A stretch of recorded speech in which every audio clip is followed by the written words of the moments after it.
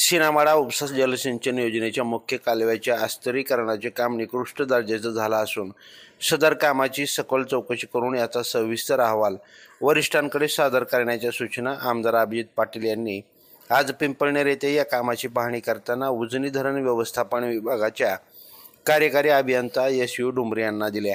सीनामाळा उपसा जलसिंचन योजनेच्या मुख्य कालव्याच्या आस्तरीकरणाचे काम निकृष्ट दर्जाचे झालं असल्याने पहिल्याच पावसात हे काम अनेक ठिकाणी उचकटलं आहे। सुमारे 18 किलोमीटर लांबीच्या या कामासाठी सुमारे 80 कोटी रुपये खर्च झाले आहेत। कृषीनिष्ठ परिवाराचे सर्वसर्वे नितीन कापसे यांच्या नेतृत्वाखाली शेतकऱ्यांनी आज या कालव्यात उतरून आंदोलन करण्याचा इशारा दिला होता। सकाळी 9 वाजता येथे मोठ्या संख्येने शेतकरी उपस्थित झाले होते। यावेळी नितीन कापसे यांनी आमदार अभिजित पाटील आणि कार्यकारी अभियंता एस.यू. डुमरे यांना केलेल्या कामाची दुरावस्था कालव्यात उतरून दाखवली। या दुरावस्थेमुळे पाण्याचा अपव्यय होतो आहे। त्याचबरोबर लगतच्या शेतीला चिबल लागल्याने शेती नापीक होण्याची भीती व्यक्त केली। याबाबत येत्या 15 दिवसात कारवाई न झाल्यास कृषीनिष्ठ परिवार तीव्र आंदोलन करेल असा इशारा दिला। आमदार अभिजित पाटील यांनी या कामाची पाहणी केली आणि हे काम अंदाजपत्रकानुसार योग्य दर्जाचं झाले नाही। सिमेंटचे प्रमाण, त्याची ग्रेड याबाबत सखोल चौकशी करून संबंधित ठेकेदारावर कारवाई करावी। तसेच हे काम पुन्हा करावे लागणार असल्याने याबाबतचा सविस्तर अहवाल वरिष्ठांकडे सादर करा अशा सूचना अधिकाऱ्यांना दिल्या। उजनी धरण व्यवस्थापन विभागाच्या कार्यकारी अभियंता एस.यू. डुमरे यांनी यावेळी या कामाचा ठेका आयव्हीकॉन कन्स्ट्रक्शन कंपनीस दिलेला आहे। टेंडरमध्ये या कामाची देखभाल दुरुस्तीचा समावेश आहे आणि त्याची मुदत असल्याने हे काम पुन्हा करून घेतले जाईल। कामाची गुणवत्ता तपासून ठेकेदारावर कारवाई केली जाईल। या कामाचे अंतिम बिल अदा करण्यात आले नाही असे सांगितले। यावेळी नितीन कापसे, तानाजी मोठे, अरुण पाटील, नाना लोंढे, रघुनाथ फुगे, रूपचंद्र लोंढे, विक्रम फुगे यांच्यासह मोठ्या संख्येने शेतकरी उपस्थित होते। लाईव्ह महाराष्ट्र झोन न्यूजसाठी आदम जकाते। ताजे अपडेट जाणून घेण्यासाठी लाईव्ह महाराष्ट्र झोन न्यूजच्या यूट्यूब चॅनलला सबस्क्राईब करा, तसेच बेल आयकॉनवरती क्लिक करा। आणि आता हे तुर्तास आपण सगळं काढून घेऊ आणि स्टील प्रपोज करून हे लाईन करू। नाही, जे आपल्याला ह्याच्यासाठी ड्रॉइंग केलं असेल ना, ह्याच्यासाठी एस्टिमेट केलं असेल, म्हणजे त्यात काय प्रपोज केलं होतं आणि मग त्यानुसार त्यांनी ह्याचा दाब किती आहे ती चेक केला असेल, ह्याचा प्रेशर केला असेल आणि मग त्यानुसार का काम नाही झालं, जे आपल्याला त्याच्यात काय अपेक्षित होतं। आता जर ब्लॅक सॉईल असेल तर त्याचा प्रेशर मेंटेन केला जातो, त्याच्यावर सस्टेन कसं होतं, त्याची वॉल किती पाहिजे, त्याची स्ट्रेंथ काय पाहिजे, त्याला कागद टाकला असेल त्या कागदाची काय क्वालिटी वापरायची होती, किती GSMचा वापरायचा होता, त्यानुसारच ती करायला पाहिजे। हां, आणि ती चेक करा आणि तो बरोबर झालं का, एस्टिमेटच बरोबर झालं का, नाही तर त्या माणसानं त्याच्याप्रमाणे करून घेतलेलं असायचं। आम्ही काय करतो आज इथं पडलंय, उद्या दुसरी पडणार, दुसरी हिथं पडणं वेगळं तर आता करून घेऊ। अजून कुठले पॅकेज आपण मॅडम, रिपेअर करणे हा इश्यू नाही आहे। इश्यू मेन काय आहे तर हे काम अशा क्वालिटीचं केलंय, ब्लॅक लिस्टला टाकणार का त्या ठिकाणी? आधी रिपोर्ट करणे, नाही बापू काय रिपोर्ट करू, रिपोर्ट करून नेमकं जी त्याची आता हे जी क्वालिटी नाही ना ही कधी आहे, ह्यात सिमेंट वापरण्याची जी आहे, आता हे ॲग्रिगेट ह्याला काय वापरलं आहे, क्रश सँड वापरली आहे का काय ह्यात दिसत नाही।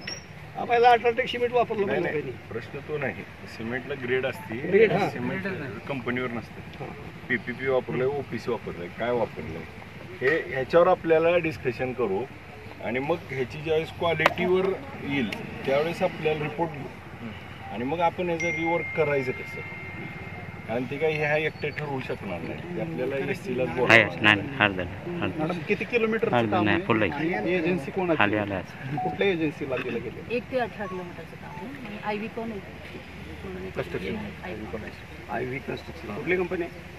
ते आयव्हीकॉन कन्स्ट्रक्शन, आयव्हीकॉन पण मग पुण्याचीच आहे, पुण्याची। आणि बिलिंग त्याचं बिल दिलं गेलेलं आहे का? पेंडिंग आहे। आता कितीचं काम आहे आणि कितीचं बिल पेंडिंग आहे?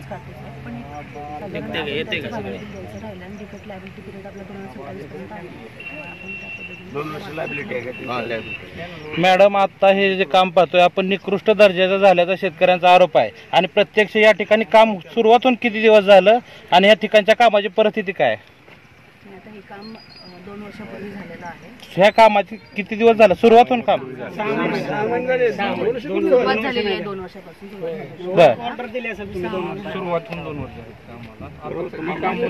पण हे काम अजून डिफेक्ट लॅबिलिटी पिरियडमध्ये असल्यामुळे आता जे आपण तक्रारी आहेत ज्या आपण मांडलेल्या आहेत त्या पद्धतीने आपण साहेबांच्या सूचनांप्रमाणे आधी इस्टिमेटप्रमाणे कशा पद्धतीने काम झालेलं आहे ते झालं का त्या पद्धतीने याची हे करू पडताळणी करू आणि त्याच्यावरती काय पर्याय आपल्याला सुचवता येतील असे. या कामाचं बजेट 35 कोटी आहे. 18 किलोमीटर काम आहे. सुरुवात होऊन 2 वर्ष झाली, परंतु आपण ज्या ठिकाणी आता उभा आहे, ज्या लोकेशनला आपण उभा आहे ते काम करून 6 महिने म्हणजे पहिलाच पावसाळा झाला आहे आणि काम एखाद्या ठिकाणी भराव फुटला त्या ठिकाणी आपण समजू शकतो, पण पूर्ण भरावाला तड गेलेत आणि जिथं म्हणजे पूर्ण भराव राहून मधूनच असं फुगलाय भराव. तर त्याच्यामुळे आता जर सगळ्यांनी तुम्ही बघितलं तर याच्यामध्ये सिमेंटचं प्रमाण कमी आहे आणि जाडी पण फार कमी आहे. त्याच्यामुळं सगळ्या कामाची चौकशी व्हावी आणि याचा परिणाम काय होईल तर ह्या भागामध्ये जी त्रस्त झालीत लोक चिबडामुळं, जसं पाणी जास्त कमी पडल्यानंतर नुकसान होतं त्याच्यापेक्षा जास्त नुकसान ही चिबडाच्या जमिनीचं होतं आणि ह्या लोकांना सगळ्यात जास्त तोटा एक तर सुरुवातीला पाणी येतं, इथून फार जवळ आहे पाणी पडणार एरिया, तर त्याच्यामुळे इथल्या लोकांना जर पाण्याच्या चिबडानं जर पिकं गेली तर त्याचा तोटा होतो आणि पुढची जी लोक आहेत जी आपण उपळाई, माडा, तिकडला रंदेवाडी, आपला जो भाग आहे विठ्ठलवाडी, शिवडी, ह्या एरियातल्या लोकांना पाणी जाणार नाही. चिबडाचं क्षेत्र किती आहे? चिबडाचं क्षेत्र डिटेल मध्ये तुम्हाला मी चर्चा करून सांगतो. कसं आहे, पाणी मुरल्यानंतर जे पर्क्युलेशन होणार आहे त्याचा बेनिफिट ह्याच्यानंतर बंद होणार. मग चिबडाचं क्षेत्र किती आहे? एरिया किती?